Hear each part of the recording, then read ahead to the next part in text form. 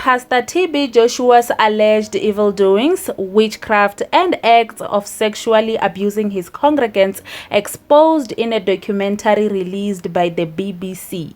Hello everyone, please welcome to Mashudu Entertainment and thank you so much for joining me today. TB Joshua died on the 5th of June 2021 after an evening service at his church in Lagos, Nigeria, just 1 week before his 58th birthday from unexplained causes. The late Nigerian pastor and evangelist TB Joshua was loved by his loyal followers and believed he was their saving grace. When TB Joshua died in 2021, one of his loyal servants and prophet Godwill Paul exposed him to being involved in witchcraft. He ruled through the divide and rule method. He said he had done more miracles than Christ, therefore he is more powerful. In a recent expose, TB Joshua is accused of sexually exploiting congregants at his synagogue Church of All Nations and performing fake and staged miracles. The British Broadcasting Corporation released a 3-part investigative documentary exposing the evangelist. 3 former members of SCOAN shared details of how they were used as pawns in his game.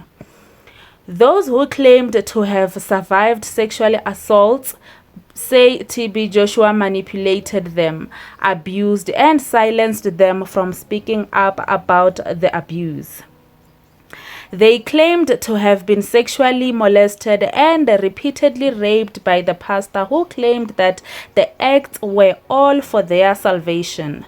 One of the women says she was a congregant at his church since the age of 14 and was raped ever since she joined. According to the survivors, they fell pregnant from the sexual assaults and forced to do backdoor terminations situated within the church.